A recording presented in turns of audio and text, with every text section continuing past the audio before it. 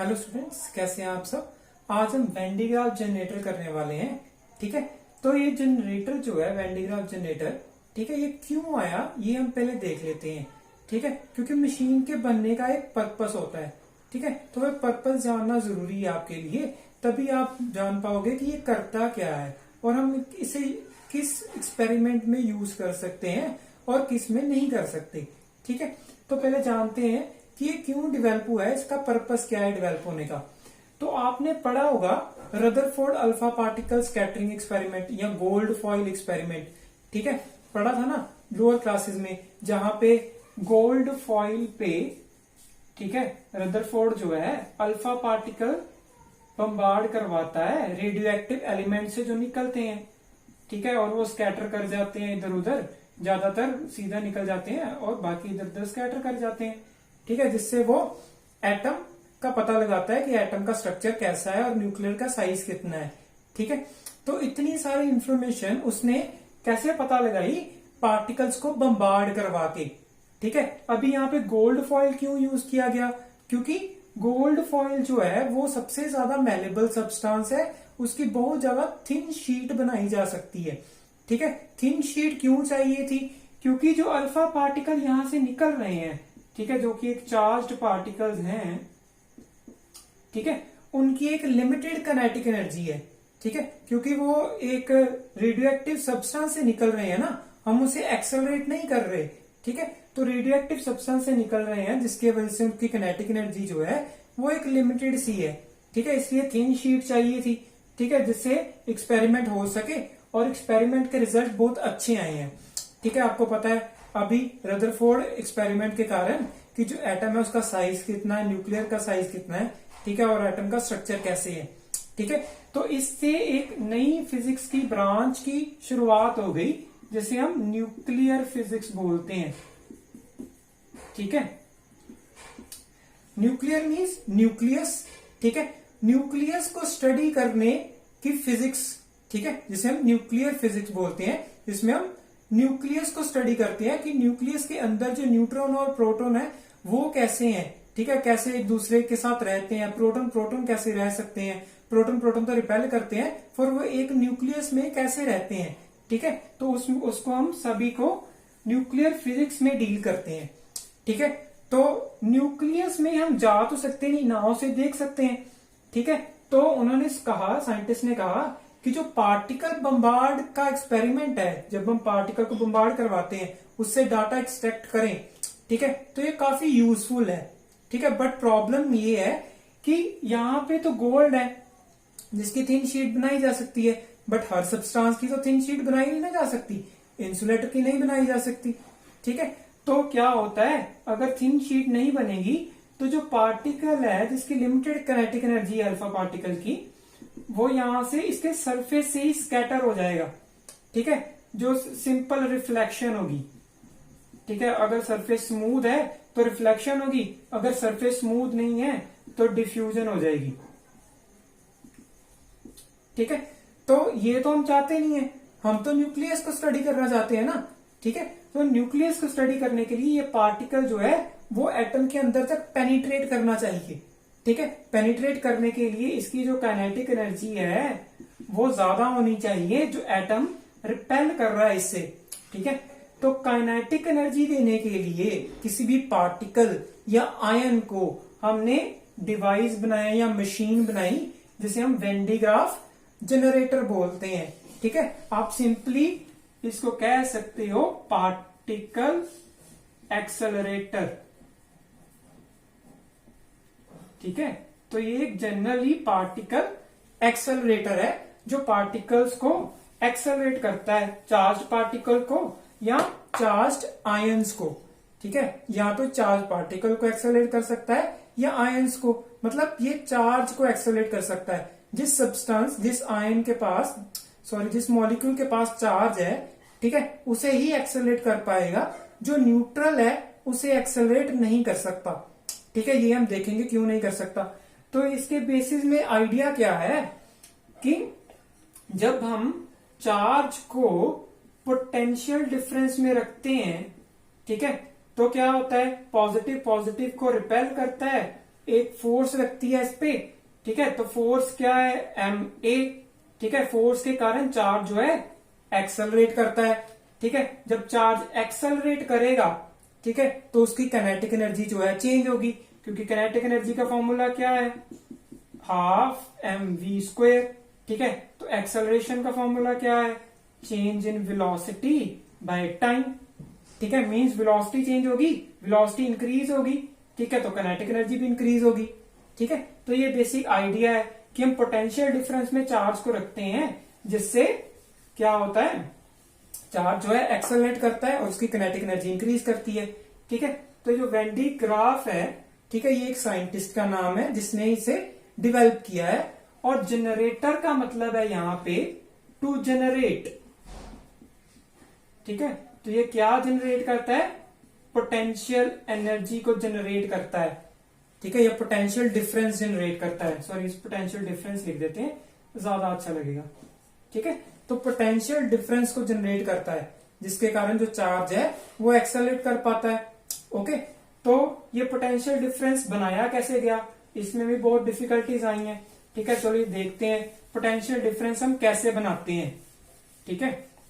तो आप कहोगे कितना को पोटेंशियल डिफरेंस चाहिए, तो मैं कहता हूं फ्यू मेगावोल्ट्स, मतलब 10⁻⁶ वोल्ट्स के आसपास जो है वो पोटेंशियल डिफरेंस चाहिए, ठीक है, पार्टिकल को एक्सेलरेट करने के लिए, ठीक है। तो हम करते क्या है, हमें क्या चाहिए, चार्ज चाहिए, ठीक है। तो चार्ज के लिए हम क्या करते हैं, मान लीजिए मुझे चार्ज चाहिए इस पे, तो मुझे पता है कैपेसिटर को यूज करेंगे, ठीक है। तो कैपेसिटर पे क्या होता है, चार्ज अकोमोडेट हो जाता है, ठीक है। बट कैपेसिटर की एक लिमिटेशन है कि हमें पता है कि इसकी फॉर्मूला क्या है, Q is equals to C V, V is equals to Q by C, C is the capacity, ठीक है। C is the capacity which is constant, ठीक है, ये कांस्टेंट है। सो जैसे जैसे चार्ज बढ़ेगा वैसे वैसे पोटेंशियल बढ़ेगा, ठीक है, और वैसे वैसे हमारी काइनेटिक एनर्जी ज्यादा इंक्रीज होगी, ठीक है। तो प्रॉब्लम क्या है यहाँ पे कि हमने पढ़ा है कि एक पर्टिकुलर पोटेंशियल पे जाके जो हमारी एयर है वो ब्रेक कर जाती है due to corona discharge. Corona discharge क्या होता है कि मान लीजिए यहाँ पे एयर के मॉलिक्यूल्स हैं, ठीक है। तो एयर जो है वो एटम से बनी है, मॉलिक्यूल से बनी है, ठीक है। जब हम इसे एक फील्ड में रखते हैं, तो जब आप पोटेंशियल लगाओगे, ठीक है, पोटेंशियल डिफरेंस क्रिएट करोगे, तो फील्ड में आ जाएंगे, जो एयर है उस पे एक इलेक्ट्रिक फील्ड लगेगी, ठीक है। तो जब ये पोटेंशियल जो है वो इस वैल्यू से ज्यादा हो जाता है या इस वैल्यू के करीब पहुंचने लगता है, ठीक है, तो जो इसके इलेक्ट्रॉन्स हैं वो इमिट हो जाते हैं, ठीक है, पता लग रहा है ना, जो इलेक्ट्रॉन है यहां से इमिट हो जाता है और इसे हम फील्ड एमिशन बोलते हैं। अगर जो पोटेंशियल है वो या इस वैल्यू तक पहुंच जाता है, दैट इज 3 × 10⁶ वोल्ट पर मीटर। हमें वैल्यू कितनी चाहिए पोटेंशियल की, 10⁶ वोल्ट्स के आसपास चाहिए। यहाँ पे 10 हो सकता है, 20 हो सकता है, 30 हो सकता है, 5 हो सकता है, जितना मर्जी हो सकता है, ठीक है। तो हम इससे ज्यादा ही जा रहे हैं, इससे करीब, इसके करीब पोटेंशियल हमें चाहिए, ठीक है।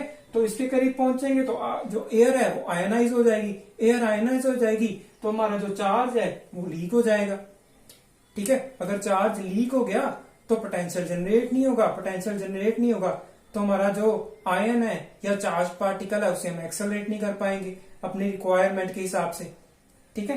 तो ये हमारे पास एक प्रॉब्लम है। तो मैंने प्रॉब्लम को कैसे सॉल्व किया, तो आपको पता है कैपेसिटर जो है उसको चार्ज ज्यादा देने के लिए हम डाइलेक्ट्रिक को यूज करते हैं, ठीक है। तो सोल्यूशन क्या निकाला गया यहाँ पे कि एक क्लोज्ड जो है वो कंडक्टर ले लो, स्फेरिकल कंडक्टर, ठीक है।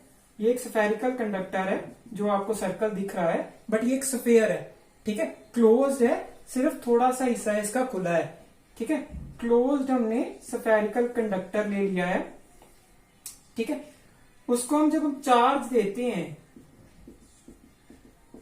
ठीक है, हम जब चार्ज देते हैं तो क्या होगा, यहाँ पे एयर है, ठीक है, तो एयर के कारण क्या हो सकता है, एयर डिप्लीट कर सकती है जब जो वैल्यू है इससे ज्यादा हो जाएगी या इसके करीब आ जाएगी, ठीक है। तो इसको बचाने के लिए हम क्या करते हैं, इसको एक सेटअप में रखते हैं, ठीक है, इसको एक सेटअप में, क्लोज्ड सेटअप में रखते हैं और अंदर जो है वो गैसेस होती हैं, ठीक है, अंदर कुछ गैसेस होती हैं। तो अंदर कुछ गैसेस होती हैं, कौन सी गैसेस होती हैं, नाइट्रोजन या मीथेन, ठीक है, एट हाई प्रेशर, ठीक है। तो नाइट्रोजन जो और मीथेन जो है वो डाइलेक्ट्रिक की तरह काम करती हैं और जिससे हम इस स्फेरिकल कंडक्टर पे ज्यादा चार्ज दे सकते हैं। अगर ज्यादा चार्ज दे सकते हैं तो इसकी जो है पोटेंशियल भी इंक्रीज होगा, ठीक है, तो हम एक रिक्वायर्ड पोटेंशियल तक हम आराम से पहुंच सकते हैं, ठीक है। अभी बात आती है कि हम जो इस स्फेरिकल कंडक्टर को चार्ज कैसे देंगे, ठीक है। तो चार्ज कैसे देते हैं, हम फिर से कोरोना डिस्चार्ज वाला जो अपनी प्रॉपर्टी है वो यूज करते हैं, ठीक है। यहां पे हम एक बैटरी रखते हैं, हाई टेंशन बैटरी होती है, ठीक है, यहां पे एक पुली होती है, ठीक है, यहां पे मेरे पास एक पुली है, ठीक है, यहां पे मोटर है, ओके, जो क्या कर रही है, इस जो रबड़ है, ठीक है, इस पे जो रबर की स्ट्रिप है, ठीक है, उसे रोटेट कर रही है, ये कंटिन्यूसली इसे रोटेट कर रही है, ठीक है। तो क्या होता है, हम क्या देखते हैं कि यहां पे एक पॉजिटिव चार्ज है, ठीक है, शार्प एजेस है और पॉजिटिव चार्ज है, ठीक है।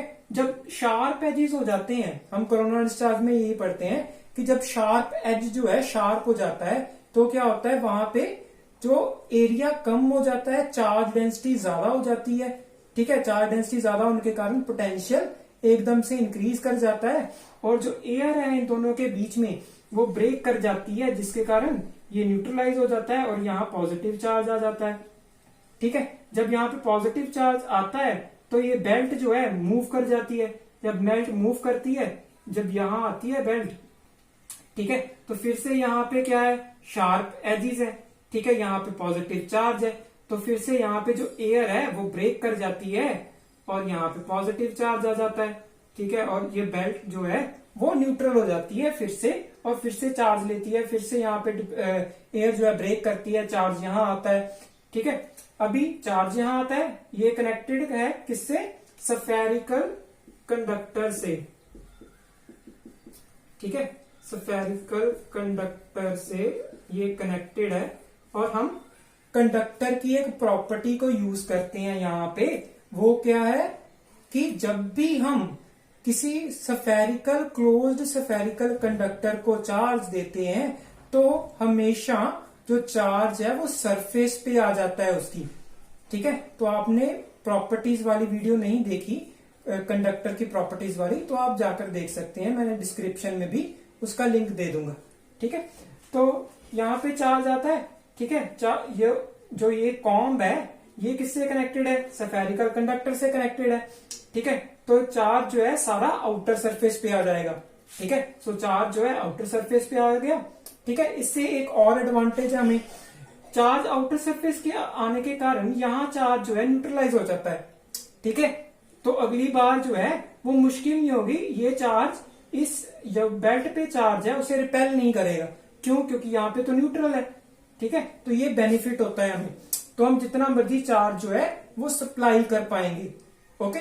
तो जिससे यहाँ पे एक पोटेंशियल क्रिएट हो जाता है, तो पोटेंशियल तो हमने क्रिएट कर लिया, ठीक है। तो अभी हमने क्या करना है, चार्ज को एक्सेलरेट करना है, ठीक है। तो हम क्या करते हैं, यहां पे एक ट्यूब रखते हैं, ठीक है, यहां पे मेरे पास एक ट्यूब है, यहां पे मेरे पास आयन सोर्स होता है, ठीक है। आयन सोर्स वो सोर्स है जो आयन या चार्ज पार्टिकल को प्रोड्यूस करता है, ठीक है। जैसे रेडियो एक्टिव एलिमेंट्स जो हैं वो चार्ज पार्टिकल निकालते हैं ना, अल्फा पार्टिकल बीटा पार्टिकल निकालते हैं, ठीक है। तो वैसे यहाँ पे मैं आयन सोर्स कोई भी रख सकता हूं, ठीक है। आयन सोर्स का ध्यान ये रखना होता है कि आयन सोर्स वही होना चाहिए, वही आयन प्रोड्यूस करे जो हमने यहाँ पे चार्ज डेवलप किया है। मतलब यहाँ पे पॉजिटिव चार्ज डेवलप किया है ना, तो यहाँ पे जो आयन प्रोड्यूस हो वो पॉजिटिव चार्ज वाला ही हो, ठीक है, नेगेटिव चार्ज वाला ना हो। अगर नेगेटिव चार्ज वाला रखना है तो नेगेटिव चार्ज यहाँ पे हमें देना पड़ेगा। ओके, तो नीचे क्या रखते हैं, नीचे हमारा होता है टारगेट, ठीक है, जिसपे हमने बम्बार्ड करवाना होता है, और इसको कर देते हैं ग्राउंड। ठीक है, ग्राउंड करने से यहाँ पे पोटेंशियल डिफरेंस क्रिएट हो जाता है, ठीक है, जिससे मेरा जो चार्ज है वो इस ट्यूब में एक्सेलरेट करता है और टारगेट पे बम्बार्ड करता है। ठीक है, तो इस जनरेटर को डेवलप करने में हमें दो लॉज यूज करने पड़े हैं, ठीक है, which is first is corona discharge, ठीक है, और सेकंड है कंडक्टर की प्रॉपर्टी कि चार्ज हम देंगे तो वो सरफेस पे आ जाएगा। ठीक है, सेकंड इज कोरोना डिस्चार्ज कि अगर हम शार्प एजिस पे चार्ज देंगे, ठीक है, जो एयर है वो स्प्लिट हो जाती है, ठीक है, स्प्लिटिंग के कारण जो चार्ज है वो दूसरे सरफेस पे चला जाता है। ठीक है, तो दो लॉज यूज किए हैं। तो लॉज और थ्योरीज जो हैं वही जो है किसी डिवाइस या मशीन के प्रिंसिपल्स होते हैं, सिद्धांत होते हैं। ठीक है, तो इसके क्या है, दो प्रिंसिपल्स हैं, which is corona discharge and property of the conductor. ठीक है, दो प्रिंसिपल्स हैं। कंस्ट्रक्शन मैंने आपको बता दी है, ठीक है, वर्किंग भी बता दी है कि हमारे पास हाई टेंशन बैटरी होती है, ठीक है, जिससे हम चार्ज जो है देते हैं स्प्रे कॉम को।